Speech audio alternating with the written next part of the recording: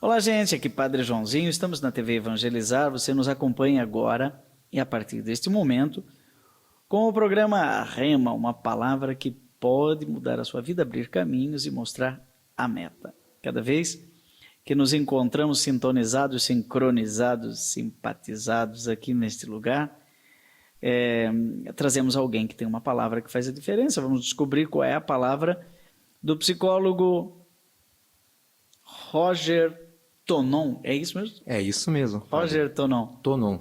Curitibano de nascimento? Curitibano de nascimento. Ah, e nascido na da... maternidade Nossa Senhora de Fátima, no centro de Curitiba. E esposo da Luciana Godri, que eu entrevistei agora faz pouco tempo. Sim, esposa da Luciana. Há quanto tempo? 20 anos. 20 anos! Ela veio aqui, ela falou da Casa de Maria, que tem 21. Então você também já... Eu sou voluntário na Casa de Maria. É voluntário na Casa de Maria. Uma vez por semana, às terças-feiras, paro o meu trabalho, fico lá da 1 até as 5 horas da tarde, mais ou menos. Bom, quem não sabe do que nós estamos falando, veio aqui a esposa do Roger, que é a Luciana Godri, e nos falou sobre uma obra maravilhosa da família deles, que começou há 21 anos atrás, mas exatamente em 2003, que é uma casa de apoio para pessoas que estão fazendo tratamento de câncer em Curitiba e às vezes não tem aonde passar o dia, alimentação, né, e às vezes até hospedagem para fazer este tratamento de câncer em vários hospitais de Curitiba. Essa casa recebe 700 pessoas por mês. Naquele momento que a Luciana falava comigo, havia 50 pessoas lá, não é? Uma casa próxima do hospital e uma obra da família Godri. Então você é voluntário? Sou voluntário na Casa de Maria. Você conheceu... Com muita alegria no coração. Você conheceu a Luciana onde? Na igreja, na Casa de Maria, na praça ou no shopping? Nós estamos juntos, eu e a Luciana, assim, vivendo juntos há mais ou menos uns 28 anos. Ah, 28? Só que a gente conviveu dentro de um grupo de música na igreja. Um ministério de música. Você era baterista ou contrabaixista? Baterista. Olha, acertei na medalhinha. Olhei para você e pensei, baterista. Muito bem. Você era baterista? Aliás, padre, eu lhe conheço. Não só lhe conheço, como conheço um coração tão manso. Meu coração. Conheço. Que medo. Conheço essa canção. Entrevistar psicólogo, eles lhe conhecem. Eu pensei, eu nunca fiz terapia com você, como é que é isso que me conhece? Conheço essa canção que, nossa, furei os pratos da bateria, tanto tocar ela, viu? Então, você e a Luciana se conheceram na igreja? Nos conhecemos na igreja. E ela tocava guitarra? Luciana canta. Ela canta? Ela era do Conservatório de MPB de Curitiba. Ela não me falou aqui, senão eu teria explorado ela ainda mais nessa área. Chama ela para vir de volta falar dessa parte da música. Ela estudou música? Estudou música, foi do coral Brasileirinho, coral Caracol, no Conservatório de Música de Curitiba. E uma cantora se apaixonar por um baterista, que coisa mais esquisita. Foi uma história bem longa. Bem longa. A gente se conheceu na igreja porque o pai dela, o Daniel Godri, ele fazia uma celebração jovem para a paróquia que eu participava, que não era a paróquia dele, era outra já. Né? Entendi. Ele ia lá aos domingos, ele ajudou a organizar uma celebração para jovens, que não era uma missa, era uma celebração eucarística. Como ele era ministro, ele ia lá e conduzia um momento ali oracional, com exposição do Santíssimo, depois comunhão para quem tinha feito catequese. E eu não era católico. Ah, não? Não. Eu sou de uma família, uma origem assim, um pai que... Católico, não praticante mesmo, raiz. Aquele católico que não é praticante. Como é o nome do seu pai? Oswaldo, já falecido. Abraço pro seu Oswaldo lá no céu. Reza por ele, padre. E a sua mãe? Minha mãe, ela era... viva? Viva. Uhum. Venceu o câncer em 2022. O pai chama como? Oswaldo Tonon. Oswaldo. Isso. E a mãe? A dona Helenir. Helenir. Que venceu o câncer em 2022.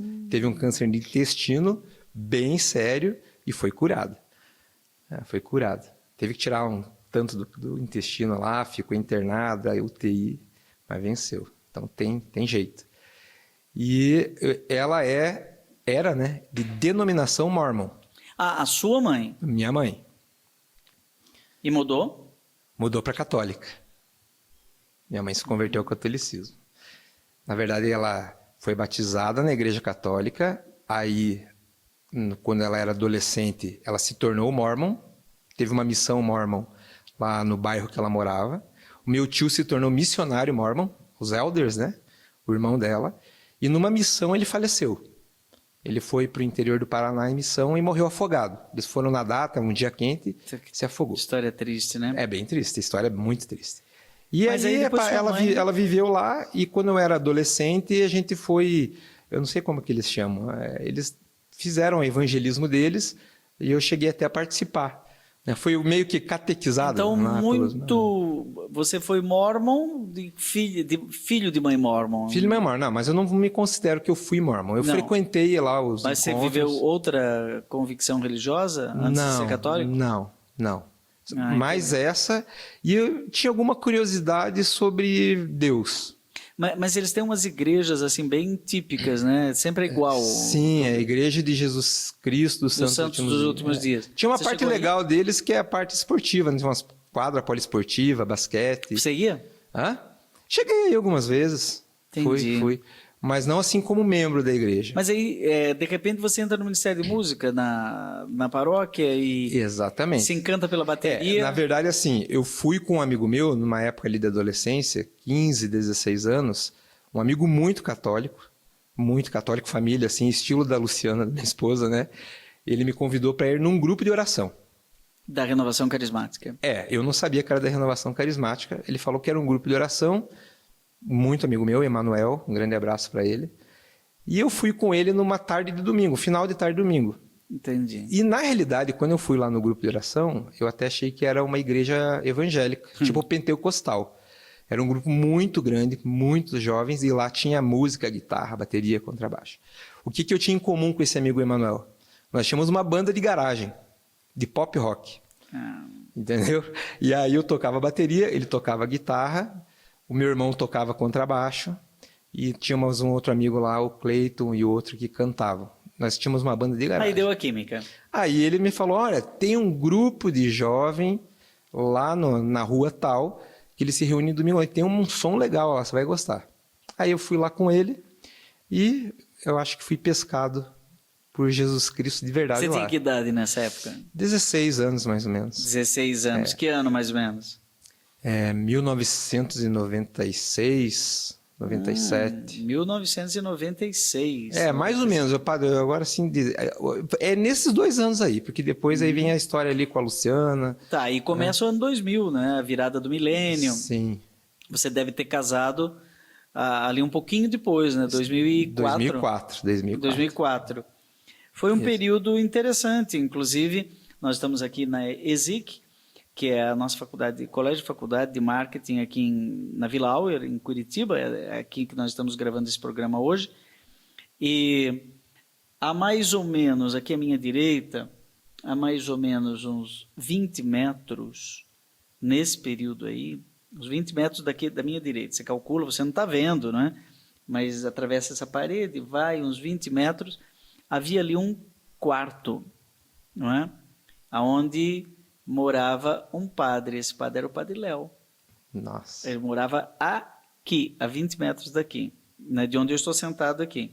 Hoje ele está morando lá, no céu, junto com o seu Oswaldo, não é? Com certeza. E o Padre Léo que começou essa obra aqui, a ESIC.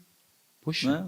Você sabia? Isso eu não sabia. Eu sei da comunidade Betânia. Não, ele que começou essa obra aqui. A ESIC em Curitiba, justiça seja feita, começou com o Padre Léo. E logo depois veio um menino em crise, que era um seminarista, que não sabia mais se ia ser seminarista, depois acabou desistindo do seminário, é o Alexandre Weiler, que hoje é o diretor-geral aqui da ESIC, que estava junto com o Padre Léo, fazendo esse sonho que veio da Espanha. O Padre Léo foi na Espanha, se encantou com a ESIC e disse, por que vocês não levam para Curitiba? E ele que começou. E eu vim aqui conversar com ele para aprender a fazer faculdade. E fiz isso lá em Taubaté, na Faculdade de Uniana, com as lições que eu aprendi do Padre Léo a 20 metros daqui. Então, eu estou contando histórias da minha vida, né? Mas aí, nesse período, você casa com a Luciana, mas você já estava encantado com a psicologia também, não? Sempre gostei. Sempre gostei de psicologia. Até assim, interessante, desde criança. É? A palavra psicologia sempre me interessou. E eu não sei lhe explicar da onde. Eu lembro que tinha um livro na prateleira da minha casa que era de um psicólogo, que o senhor já deve ter ouvido falar, que é o Carl Rogers. Claro, tornar-se pessoa. Isso. Eu não sei se era esse, mas pode ser que seja... Terapia centrada no paciente. Exatamente. Ok. O padre está por dentro, né? Eu tenho vários instrumentos. Muito legal. Não é só o violão. Louvado seja Deus. E terapia centrada no paciente. Eu via e aquilo me chamava atenção. No livro de psicologia eu dava umas folhadas. Criar assim, circunstâncias facilitadoras para tirar de dentro acolhimento incondicional da pessoa. Acolhimento incondicional da pessoa. Muito bem. E aí você lia esse livro? Não, eu via lá e falava, nossa, que legal. Coisa diferente. O cara é psicólogo, ele ajuda as pessoas, ele acolhe as pessoas. Isso quando eu tinha lá, sei lá, 11, 12 anos. Ele é comportamental? Ele é centrado na pessoa, é psicologia humanista. Humanista. Ele é da linha da psicologia humanista existencialista. Americano, né? Americano, Carl Rogers, americano. Entendi. Claro, não entra muito em detalhe teórico aí que eu vou... Não, mas eu quero saber, porque no segundo bloco aqui eu entrevistei o baterista, o marido da Luciana, né? O católico praticante, filho de uma mãe mórmon, que depois se torna católica. Depois eu levei toda a minha família, inclusive meu pai, para a igreja. Até o seu pai? Meu pai também. Que não era praticante, você falou. Não se tornou praticante. Você que levou sua mãe ou ela que te levou? Eu levei minha mãe. Assim, e Jesus, Espírito Santo ela foi curada já como católica? Ou... Sim, foi agora, em 2022, que ela se curou, mas ela já está participando conosco. Descobriu antes ou depois da pandemia? A Igreja Católica? Não, o câncer. Ela começou a ter sinais, assim, em 2021. Então, saindo da pandemia, né? Isso. Que coisa. Mas a minha mãe tem uma história muito bonita. Eu, se fosse o senhor, convidava ela para vir aqui. Olha lá. Ela é médica. Sua mãe é médica? É médica, mas ela é enfermeira primeiro. Primeiro ela foi enfermeira, fez faculdade de enfermagem. Tá, mas ela é médica de que área? No caso dela é clínica geral que fala. Clínica geral. E ela atua? Atua. 71 anos. Atua. Sério? Com 71? Mas, sabe, eu tenho encontrado muitos médicos que vão até uma longevidade. Com esse médico de 80 anos que estava atendendo no consultório ainda. Porque parece que é uma ciência que não tem idade, né? Quanto mais a pessoa atende, mais ela tem experiência. E a minha mãe tem a experiência prática mesmo, porque ela foi da enfermagem, né? Enfermeira padrão, formada na PUC, né? E trabalhou muito tempo em hospital como enfermeira na prefeitura de Curitiba. Entendi. E depois que ela se aposentou, ela foi fazer faculdade de medicina. E aí fez a faculdade já idosa na melhor idade. Se eu falasse, ela ouvia que eu falei idosa. Mas que ano... Não é. Minha mãe tem 82, eu não posso falar. Vai fazer 81, desculpa, mãe. 81, porque nessa idade, se eu falar que o Padre Zezinho tem 84, ele me bate.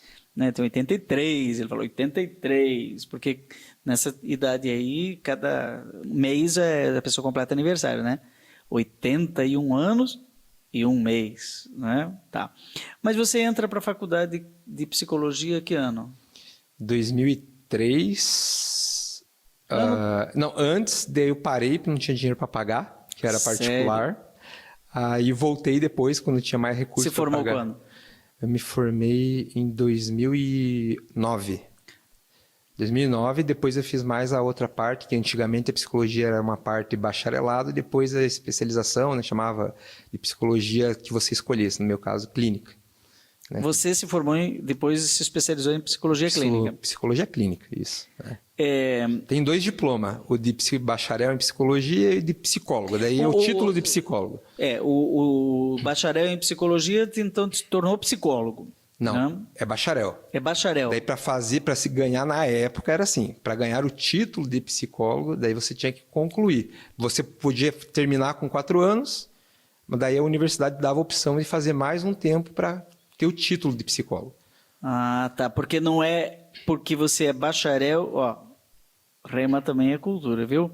Porque você é bacharel em psicologia que você é psicólogo. Como bacharel em direito não é advogado. Eu entendo que essa lógica Só que não tem exame de ordem. Tem um amigo que é teólogo, que ele falou que ele era bacharel em teologia e depois ele se tornou teólogo. Aí eu não entendo muito bem da área. Mas no caso, vamos ficar aqui na psicologia. Para você se tornar psicólogo, então você fez uma psicologia clínica. Sim, foi para essa É uma vertente. pós, não? Okay. Não, na época não era pós-graduação, era como se fosse eram estágios obrigatórios, muitas horas de atendimento gratuito nas clínicas de escola lá. Tipo uma residência, né? Isso, e aí eu escolhi uma área, no meu caso era casais e adolescentes. Ah, é? Foi E até hoje, não? Até hoje, tendo casais e adolescentes, né? E também as sessões individuais com as pessoas, né? Tá. Lá no meu consultório. Você tem um consultório, então, e atende como psicólogo todo dia. Além de ter sido, ou não sei se ainda, radialista. Foi nas horas de folga? O baterista se tornou radialista? Padre. Me tornei radialista, se podemos dizer que fomos, né? Então, vamos no segundo bloco conversar mais com Roger Tonon. Tonon, né? Tonon é um nome da região do Vêneto, na Itália. Você é descendente italiano? Descendente direto italiano. Somos dois. Roger Tonon, que é psicólogo curitibano, aqui o esposo da Luciana Godry, nós já entrevistamos, e que nos fala um pouco sobre suas origens, até se tornar um católico praticante, não é? E, inclusive, levar seu pai, a sua mãe médica, que foi curada de câncer, a dona Helenir, a doutora Helenir, né?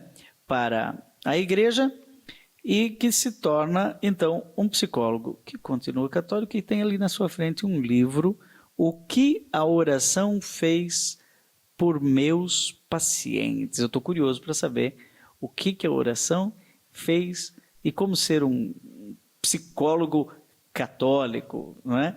Nós vamos no segundo bloco, então, conversar um pouquinho sobre isso. Vamos fazer um brevíssimo intervalo e a gente volta já.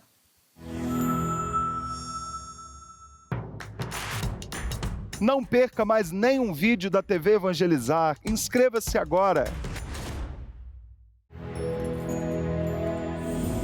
Estamos de volta com o programa Rema, hoje entrevistando Roger Tonon, psicólogo clínico que atende casais e adolescentes e que foi radialista da Canção Nova. Como que é isso, Roger? Como é que apareceu essa? Então, de baterista a radialista. A trajetória, né, acho que do cristão engajado. A Canção Nova veio se estabelecer em Curitiba, a Missão Canção Nova, e eles começaram a procurar pessoas para realizar programas ali, ao vivo, programas gravados, né, ter uma programação local. Entendi. E aí... Rádio ou TV? Rádio. AM ou FM? AM. AM? Rádio AM. Rádio AM, Canção Nova 1370, programa Ponto de Encontro. Legal. Saudoso Ponto programa. de Encontro chamava o nome. Ponto de Encontro. Aliás, uma curiosidade sobre esse nome, padre. É o nome que a própria rádio deu. E as pessoas escutavam porque era uma rádio secular e virou a Rádio Canção Nova. E algumas pessoas não perceberam que a frequência era a mesma, né? E aí elas ouviam o programa e achavam que era um programa de relacionamento, para achar namorado e namorada. No início as pessoas ligavam. Olha, eu sou fulano de tal, quero deixar meu celular. Se alguém tiver interesse, eu tenho tanto... Não, querida, isso aqui é um programa católico, né? Encontro com Deus. Ponto de encontro.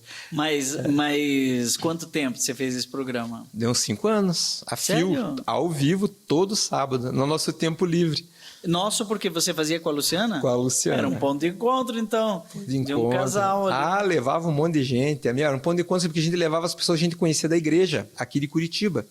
Membros de paróquia, padres. Era um ponto de encontro mesmo. E aí as pessoas ali debatiam. Hoje seria um podcast, né? Nós ficávamos conversando, só que a característica de rádio era as músicas, nos momentos ali, e a participação ao vivo. Os ouvintes ligavam. Podia participar. Participava ao vivo, tinha uma pessoa que atendia as ligações, e as pessoas pediam para colocar o nome na caixinha de oração da Canção Nova, pediam música, inclusive suas músicas. Algumas vezes pediram músicas. Isso durante 5 anos. 5 anos. Muito bem. E você começou a atender como psicólogo depois de 2009. 2009. A partir de 2008, 2009, eu já fazia atendimento na clínica da universidade. Que tem entendi. algumas disciplinas que você se... Por exemplo, testes psicológicos, é uma disciplina. Aí eu ainda era aluno, eu já ia lá na clínica escola e aplicava testes. Mas hoje você tem um consultório. Eu tenho um consultório, é uma sala onde eu faço o atendimento das pessoas. E aí é psicologia clínica. Psicologia clínica. E o que é isso, psicologia clínica? Por exemplo, se uma pessoa está nos ouvindo e diz assim, mas por que eu precisaria de um psicólogo? Não é? Não basta ter o sacrário, ir lá rezar, ou então vou lá com o padre, eu me confesso. Eu sei por que eu preciso de um dentista, porque está doendo meu dente, porque eu preciso fazer uma limpeza. Eu vou na doutora Helenir porque eu preciso de uma médica generalista, né? Eu vou no advogado porque eu tenho um problema que eu preciso resolver na área do direito, né? Se eu preciso levar meu cachorrinho para tomar banho, eu levo no pet shop. Mas por que eu vou no psicólogo? Saúde mental, padre. O que é isso? Saúde mental é uma área da saúde, né, da ciência da saúde, só que ela tem a condição de ela ser subjetiva, abstrata. Né? Então, o senhor falou, por exemplo, o médico, ele vai tratar uma doença que muitas vezes é visível.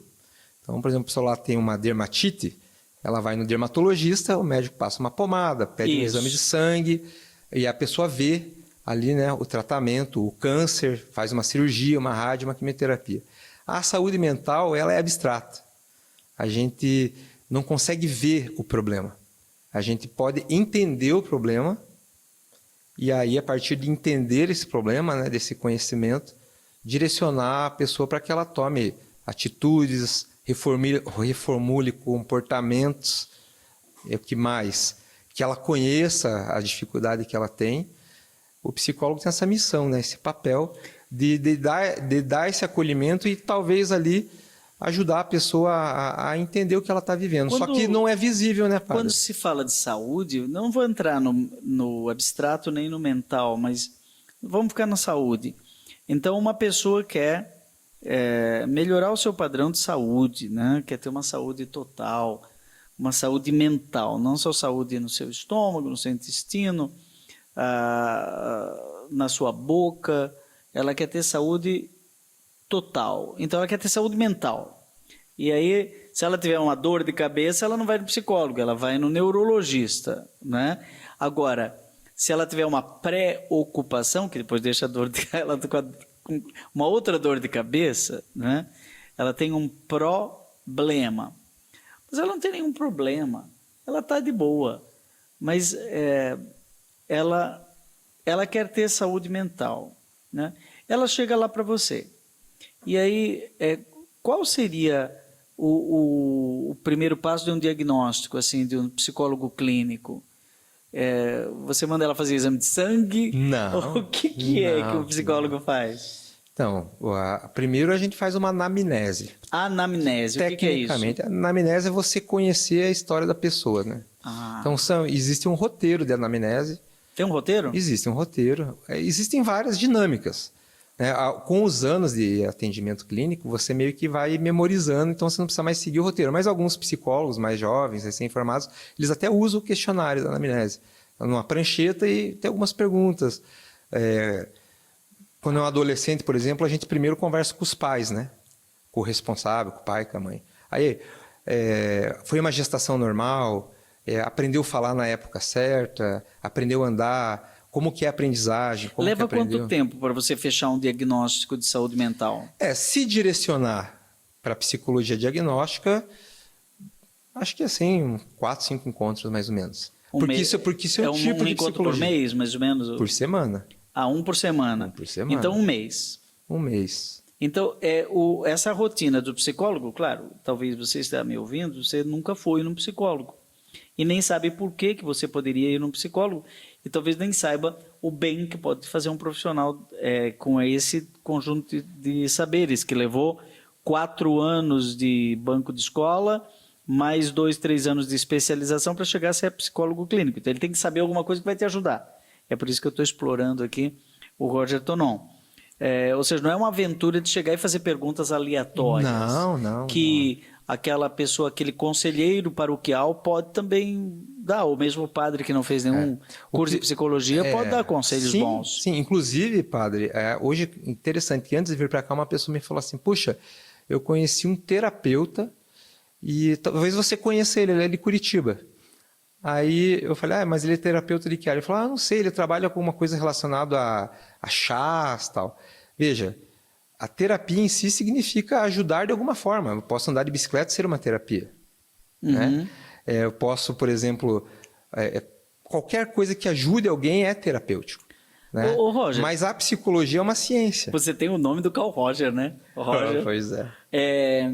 Eu tenho a impressão de que nós temos muitos aventureiros hoje no campo da psicologia. Por exemplo, outro dia uma pessoa morreu porque sofreu uma intervenção médica de uma pessoa que aprendeu pelo YouTube, né? E foi usar medicamentos que não eram adequados, né? Okay. Você pode ter alguém que não sabe fazer uma cirurgia, mas vai abrir a pessoa e criar um problema porque vai, sei lá, infeccionar, por exemplo. Se alguém não tem a expertise de um psicólogo e começa a abrir a mente de alguém, pode acontecer uma infecção mental. E acontece, padre. Acontece? Acontece. Por isso que a nossa profissão ela é regulamentada pelos conselhos. Isso, CRP. Tem o CFP, Conselho Federal, e o CRP, que é o Conselho Regional. Então você tem CRP. Tem que ter, para falar que é psicólogo, você tem que ser regulamentado. Veja bem, você vai procurar um psicólogo, você tem que pedir para ele o cartão, né? No cartão do psicólogo vai estar lá, Roger Tonon, psicólogo clínico CRP, né? Ou seja, Conselho Regional de Psicologia. Se for um médico, vai ter que ter CRM, porque senão é exercício ilegal da profissão de médico. Perfeito, padre. Aliás, o senhor está prestando um serviço para a comunidade dos psicólogos. Esse é, sim, sempre um grande problema, porque as pessoas usam a expressão terapeuta e as pessoas... Terapeuta os leigos, comportamental, né? Não fez psicologia. Ele pode ter feito um curso, uma extensão, um curso pelo YouTube de terapeuta comportamental e não ser um psicólogo, né? Para ser psicólogo, precisa passar pela cadeira da universidade, por uma banca, entregar um TCC, se especializar e iniciar a profissão ali. Geralmente os terapeutas, né, os psicólogos, os psicoterapeutas, eles também são supervisionados. E assim não é funciona. por isso que ele tem um CRP, que ele é um bom psicólogo, né? Tem bons médicos, tem maus médicos, tem bons padres, tem maus padres. Agora, se ele não fez teologia nem filosofia e ele quer te conduzir numa reza, talvez ele não saiba bem o que está fazendo. E tem muito aventureiro também nessa área da religião. Tem. Acho que em todas as profissões, né, padre? Mas também aqueles aventureiros que fazem como se fosse. É como se fosse um psicólogo, é como se fosse um médico, daí ele te dá um... Você quer ver uma área, padre, que eu acho que é como se fosse ruim? É música. É como se fosse músico. Misericórdia. É desafinar, toca mal, canta mal. Diz que toca o povo da igreja até, se for ruim. E depois que você faz uma anamnese, né? Você consegue, depois de um mês, um encontro dura mais ou menos quanto tempo? 50 minutos. Olha, veja que as perguntas que eu estou fazendo, ele responde muito rápido, porque isso tem padrão. Né? Não é qualquer jeito. Eu fui lá no psicólogo, fiquei 3 horas conversando. Não, então você foi num amigo. Pode. E ele me ofereceu, inclusive, uma guaraná e tal. Não, tem um rito, não tem? Sim. A consulta tem um começo, um meio, um fim. Tem. Tem 1 hora para começar e 1 hora para terminar. São 50 minutos. Então, não é que você vai se abrir de qualquer jeito com aquela pessoa. Fui lá no doutor... O psicólogo chama doutor também? Olha, o povo, popularmente, as pessoas chamam, mas não é. Né? Não é. O psicólogo é o psicólogo. Geralmente, os meus pacientes chamam de Roger. Né? Tem pessoa assim que fala... Isso é polêmico, doutor. Viu? É polêmico, padre. É polêmico porque sua esposa é uma doutora, sua mãe é uma doutora. Você fez doutorado? Não fiz. Especialização. Especialista. Especialista em antropologia cultural. Você sabe que só no Brasil que advogado chama doutor, né? Pois é. Na Itália eles não aceitam isso. Não, a não ser que ele tenha feito doutorado. Sim. Né? Quem fez doutorado é doutor. Nos Estados Unidos chama PhD. Agora... No Brasil, por conta do tempo do Império ainda, foi concedido a quem exerce a profissão de advogado colocar lá doutor. Mas hoje isso é uma exorbitância da parte dos advogados. Caro advogado, se não fez doutorado, tire aquele nome doutor, porque não é doutor. Ele é simplesmente um advogado. Devia estar ADV, advogado. É um psicólogo e nem um médico, viu? Eu quando fiz doutorado a primeira vez, eu cheguei para meu sobrinho e disse, é verdade que o tio fez, o tio agora é doutor? Ele era criancinha assim, tinha 4 anos. Sim, aí já vai atender no consultório. Ele atendeu. Ele achava que eu era médico agora. Não, eu sou doutor em teologia e etc. Mas então 50 minutos, 4 vezes, você fecha um diagnóstico. Veja assim, o manejo técnico correto, né? Só que veja, padre, o senhor quando fala fechar diagnóstico, a gente está pensando na patologização, que seria assim, a doença psicológica. Tá. Né? Porque existem pessoas que procuram o psicólogo não necessariamente para tratar uma doença. Mas ganhar saúde. Que é diferente, né? Oi? É diferente. É uma pessoa que está querendo curar uma doença mental ou querer ter saúde mental. Saúde é mais do que doença. Às vezes, por exemplo, a pessoa precisa verificar se ela está com uma doença para vários fins. Né? Por exemplo, hoje tem o caso do autismo, o caso do TDAH, que a pessoa é da inclusão, né? Então, ela é diagnosticada psicologicamente com autismo. Tem testes? Tem. Outro dia me apareceu um teste aí no coisa que eu tinha que ver 3 bolinhas. Eu achei agora que eu tô com TDAH, mas acho que eu não tenho, não. Minha mãe disse que eu tenho. Para. Eu não vou falar nada, porque tudo que eu falar, amanhã depois vai dizer, o cara foi lá e analisou o padre. Não. Não, você não pode. Não. Inclusive porque eu não estou pagando. Muito bem. Mas existem uma consulta gratuita aqui ao vivo e a cores pela TV Evangelizar. Tem testes, porque, por exemplo, o TDAH e o autismo, eles impactam diretamente na aprendizagem. Então, uma criança com autismo vai ter um outro tipo de aprendizagem. E você é adolescente, parece que está aumentando cada vez mais, né? Isso é outro assunto que daria um programa inteiro. Mas temos ainda o terceiro bloco. Porque, veja, na realidade não existiam essas ferramentas. Elas são mais contemporâneas. Então, não é que tem mais, é que hoje sabe-se que a pessoa tem. E é diferente o psicólogo do psiquiatra, né? Bem diferente. O psiquiatra é o médico. O médico, e ele dá remédio. Medicamento. A sua psicologia é clínica, mas você não dá remédio. Não, de maneira nenhuma. Se a pessoa te pedir um Rivotril, você não dá. Não, de maneira nenhuma. Se o psicólogo se meter a dar remédio, vai preso. Ele não pode. Nem chá. Chá, eu posso falar, toma um chazinho de camomila aí para dar uma acalmada, né? Não existe nenhum problema. Mas medicamento é privativo do médico. Mas tem, depois do diagnóstico... Se for o caso de medicar, o psicólogo... ele encaminha, né? Ele encaminha, ele fala, olha, no teu caso, eu acho que está ficando extrema a situação. Mas existe também um prognóstico do psicólogo, vamos dizer assim, então agora vamos iniciar um processo terapêutico? Sim. Existe um processo que pode ter uma duração de acordo com a queixa, que daí vem a segunda parte. Você pergunta para a pessoa, o que você está procurando aqui? O que você quer resolver? Então, quando é psicopatologizado, que seria assim, eu acho que eu tenho depressão, eu quero resolver minha depressão. Doenças, né? Doenças. Mas tem pessoa que está com problema no relacionamento afetivo. Ok, problemas relacionais. Mas vamos no terceiro bloco entrar um pouco nessa questão de doenças. Eu sei que é reducionista, né? Reduzir a tarefa do psicólogo a curar doenças mentais, né? Mas é bem verdade que talvez seja uma urgência para as pessoas que estão nos acompanhando pensar essa questão da doença. E aí, como nós estamos aqui na TV Evangelizar, né? Como que depois a oração? Eu estou vendo que você tem um livro sobre a oração que fez algo pelo seu cliente, né? Esse é para mim? É para o senhor. O que a oração fez por meus pacientes. Esse é o livro do Roger Tonon, né? Relato de um psicólogo sobre as diferentes formas de lidar com a saúde mental. Este será o nosso terceiro bloco. A gente sai e volta já.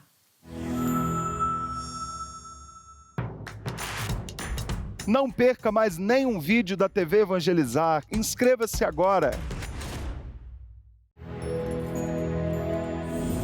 Estamos de volta para o último bloco aqui no programa Rema, na TV Evangelizar, entrevistando hoje Roger Tonon, psicólogo clínico e autor deste livro, que a oração fez por meus pacientes. Queremos agora descobrir quais são eventuais distúrbios, doenças, psicoses, né? Ele já estava falando de algumas questões, né? Como depressão, parece que é o mal do século, né? O estresse, né? Mas falava também de autismo, falava de TDAH, e você falou que atende mais família e adolescentes, né? Casais e adolescentes. Não, na realidade, padre, o que eu atendo mais mesmo são pessoas em sessões individuais. Entendi. Né? O que acontece é que, devido a essa habilidade ali no início da minha vida profissional, uma pessoa foi falando para outra, então às vezes os casais me procuram. Entendi. Às vezes os pais que me daí é procuram. outro tipo de terapia. Que é mais focada realmente. Mas assim, em geral, o público mesmo são pessoas que procuram terapia individual. E assim, das pessoas, como você é psicólogo clínico, né? Existem algumas doenças mais comuns hoje que precisariam de um atendimento profissional psicológico? Você já falou da depressão. Depressão é um caso, os transtornos de ansiedade generalizada, as ansiedades, fobias sociais, também. Síndrome do pânico também? Síndrome do pânico, transtorno afetivo bipolar, né? As pessoas precisam de acompanhamento psicólogo. É importante, para deixar claro uma coisa aqui, na psicologia a gente não usa a palavra cura, porque algumas doenças psicológicas elas são crônicas, né? Então a pessoa vai tratar, ela vai tratar a doença psicológica. Em alguns casos a pessoa talvez tenha que, durante um longo período, fazer acompanhamento psicológico, também medicamentoso, não é? No caso, por exemplo, do pânico, não é? Síndrome do pânico. Quando chega no círculo vicioso do medo que gera medo, naturalmente precisa remédio, né? Então ele vai buscar um psiquiatra ou você encaminha como que é? O caminho geralmente pode acontecer inverso. Às vezes a pessoa vai no psiquiatra, o psiquiatra percebe que não é o momento de botar o medicamento no tratamento. Então ele fala assim, olha, não seria interessante você procurar um psicólogo, fazer um acompanhamento terapêutico por um tempo, né? Para não iniciar com uma medicação?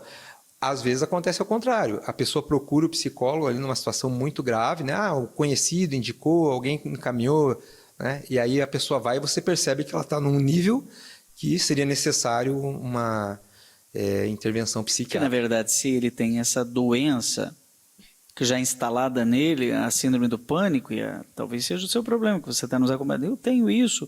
De repente começa a disparar meu coração às 3 da manhã e eu acho que estou tendo infarto. E eu suo frio, daqui a pouco eu tenho calor, e aí começa a me dar diarreia, eu não sei o que eu estou tendo, e toda noite eu acho que eu vou morrer. Aí pode ser uma síndrome. Tem várias causas que alguém estudou. Você não vai precisar fazer um curso de psicologia para descobrir. Alguém já fez, né?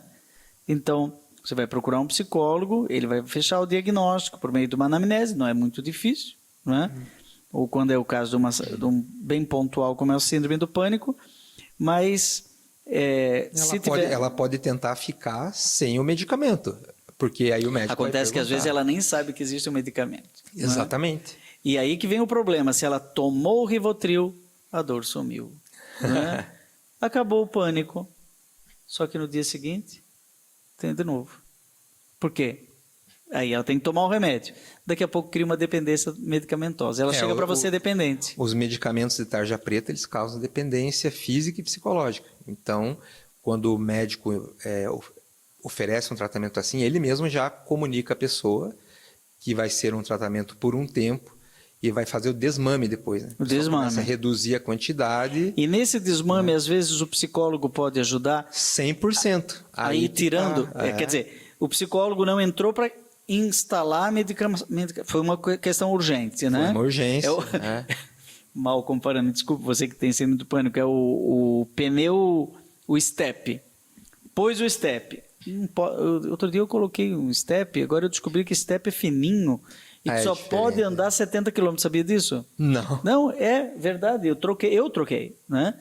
Tinha que ir para o aeroporto estourou o pneu do meu carro, eu não tinha ninguém para me ajudar, eu mesmo troquei. Quando eu olhei, um pneu fininho. Aí chegou o pessoal da Ecovia, sei lá o quê, e me disse assim, o senhor vai para onde? Eu vou para o aeroporto. Quantos quilômetros? 70. Olha, só pode andar 70. Depois o senhor tem que, nesses meio tempo, tem que pegar e arrumar o seu pneu original e colocar.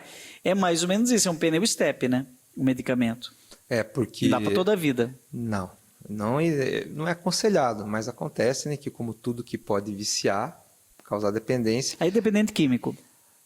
Podemos afirmar que sim, porque aliás, é uma substância química. Isso também, né? O psicólogo pode tratar dependência química? Trata. Eu já trabalhei com questões de dependência química, alcoolismo. Sim, os psicólogos eles estão ali em todas as áreas atuando. Mas qual é o papel fundamental do psicólogo? É fazer com que a pessoa tome consciência dos problemas que ela tem. Então quem vai resolver é a pessoa. Sempre ela. O psicólogo não resolve nada. Só que talvez, se ela não tiver uma ajuda externa, ela pode resolver do jeito errado. Não resolve. Na verdade, às vezes cria até outro problema. Ou para ela e para os outros. Exatamente. Sim, porque fica uma coisa meio desconexa, né? Desconectada. A pessoa tentar resolver por si mesma, procurar algum tipo de tratamento sem entender o que está acontecendo, ela se arrebenta inteira. O psicólogo... Vai piorando, vai entrando ali num ciclo de não entender o que está acontecendo.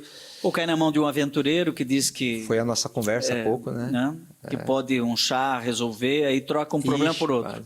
Tem, muito. Ou, deixa eu lhe dizer uma coisa, um aparente psicólogo, não é psicólogo, não tem CRP, não, né? Mas ele vai lhe dizer, eu resolvo em uma sessão. Ele falou que só para fazer o diagnóstico vai 4. Isso assim, estimado, né? Pode ser mais. Pode ser mais. Ok, casos mais complexos. Mas então a pessoa diz assim, venha que eu resolvo o seu problema em 10 minutos. Eu faço uma regressão de idade por meio da hipnose. Eita. E aí? Encrenca, né? Vai arrumar problema para a cabeça. Eu conheci uma pessoa que tinha problema de claustrofobia. Foi num... como é que chama? Hipnoterapeuta. Mas era um aventureiro. Não é? Você pode usar há psicólogos que usam uma abordagem direta do inconsciente.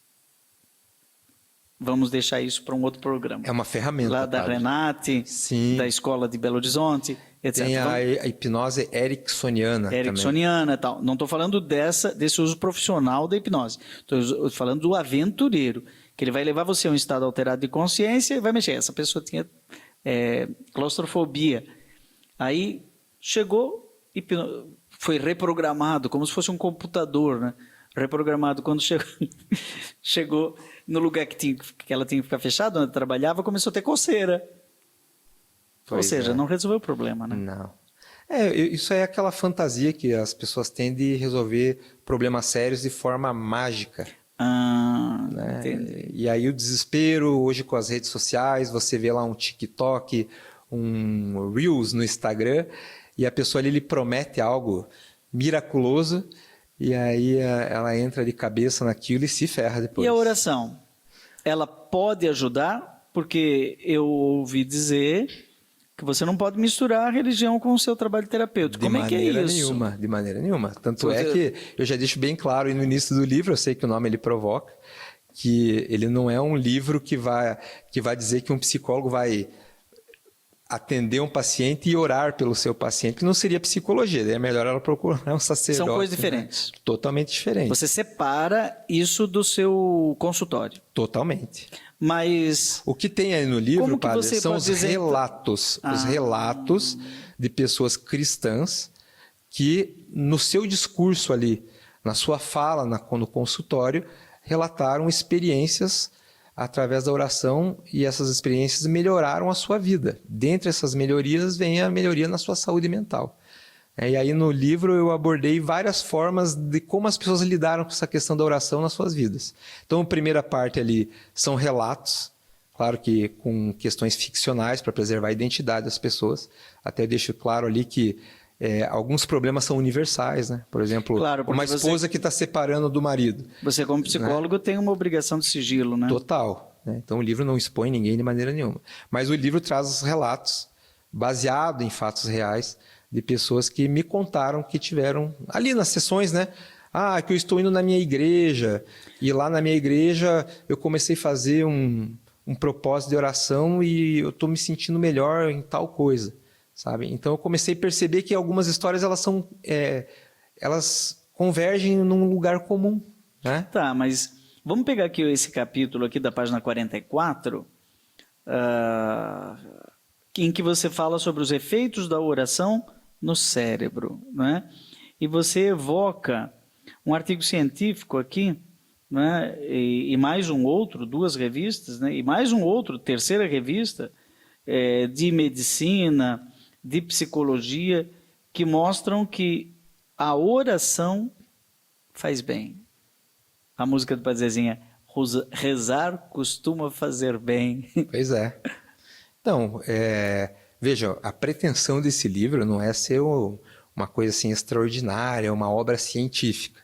Eu só citei porque esse assunto sempre é controverso, padre. Para um ateu, não faz sentido nenhum essa conversa. Começando por aí, né? Mas para quem tem fé, vamos pegar Hebreus 11, versículo 1, né? O senhor deve saber de cor essa passagem bíblica. Eu não, mas eu sei que ela fala que a fé é a certeza a respeito do que não se vê. A oração teria esse efeito a partir da fé da pessoa. Então, lá no consultório, a gente respeita a fé, inclusive a pessoa que também não tem fé, que não vou dizer que não tem fé, que ela não acredita em algo. Porque a oração seria uma conversa, um diálogo com Deus, ou com uma divindade, pensando antropologicamente. Entendi. Se a pessoa acredita em algo, né, e ela ora, isso vai ter um efeito positivo para ela. E a oração ali no livro eu faço algumas descrições, não só no sentido da fé, de algo sobrenatural, mas, por exemplo, eu coloco ali o caso do grupo de oração, que tem um efeito social também. Ela se reúne com as pessoas e ela ora junto com pessoas que ela não conhece, e estar com essas pessoas já tem um efeito sobre o cérebro dela, já tem um efeito psicológico. Então, uma pessoa que está muito depressiva, de repente ela vai num grupo lá e as pessoas oram juntas, ela pode ter um efeito poderoso sobre a vida dela. Vou te colocar do avesso agora, como uma roupa assim que a gente coloca a roupa do avesso. Você acha que a religião também pode fazer mal? Pode, padre. Rezar costuma fazer bem, rezar do jeito certo. Mas às vezes eu vejo que pessoas vão na reza e pioram. Então, padre. Padre Léo, olha, dizia que tem gente, ele falava das mulheres, mulher, você veio rezar aqui, não lava mais o cabelo? Tá feia, tá desmilinguida, vai fazer uma dieta. Tem um amigo meu, Frei Rogério, que escreveu um livro agora, chama Emagreça Rezando. Quer dizer... É um título provocativo. Pode uma pessoa ser tão religiosa que a fé demais cheira mal? Eu acho que o fanatismo é um problema. Ah, entendi. Acho não, tenho certeza. A pessoa que vai para o extremismo. Então, no livro tem um relato desse. Tem? Tem. Eu acho que é o último, inclusive, da pessoa que foi induzida a largar um tratamento psiquiátrico, né, por alguém que ali usou do argumento de fé, e aí ela se arrebentou. Foi parar numa clínica psiquiátrica. Psiquiátrica. Surto. Tem surtos religiosos. Bom, o terrorista, né? Terrorista. Tem um transtorno psiquiátrico que chama transtorno conversivo, né, que hoje usa-se para descrever, por exemplo, o que se chamava de possessão, entrando num aspecto mais psiquiátrico, que a pessoa começa a falar com vozes estranhas, se contorcer inteira.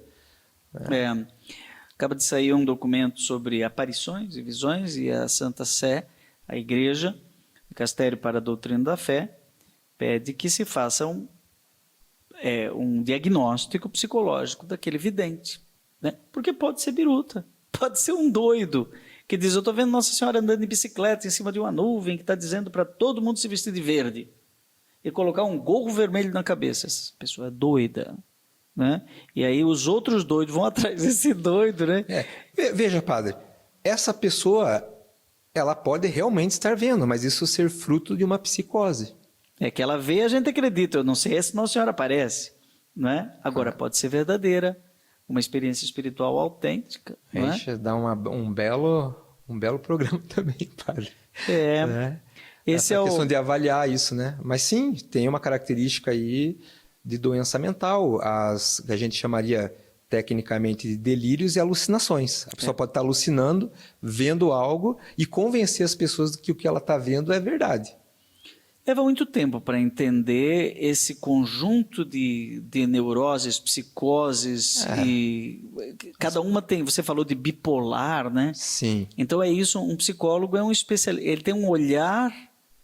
Tem disciplinas na faculdade de psicologia que ficam especificamente estudando caso a caso durante os anos, né? Muitos anos. Então, por exemplo, existe uma disciplina que chama psicopatologia, que são o estudo dessas doenças. Então, você vai abordar ali os transtornos de humor, que daí estaria a depressão dentro, os transtornos de ansiedade, que estaria a síndrome do pânico, o estresse, e os transtornos de personalidades, os transtornos das diversas áreas. Aí tem transtorno que não acaba mais. Então vamos lá. Um psicólogo é uma pessoa que tem saberes técnicos, provados pela academia, por muitos artigos científicos, por um grupo de pessoas sérias que estudam isso há muitos anos, que estão com os ouvidos qualificados para ouvir você, né? Quer ser ouvido de maneira profissional, ponderada? Procure um psicólogo, não é?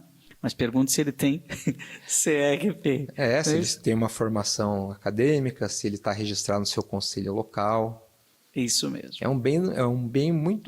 um grande bem que o senhor está fazendo, explicando isso para as pessoas que estão assistindo esse programa. Não é simplesmente um conselheiro, o psicólogo é um profissional da alma, né? Da saúde mental. Psiché significa isso.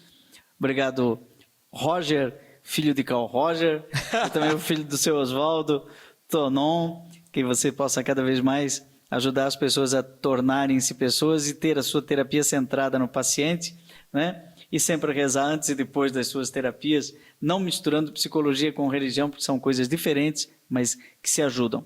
Estivemos aqui no programa Rema, Padre Crisinaldo Manzotti, agora a sua experiência de Deus aí com o seu povo. E a gente volta semana que vem, nesse mesmo horário, aqui na mesma TV Evangelizar, com o programa Rema.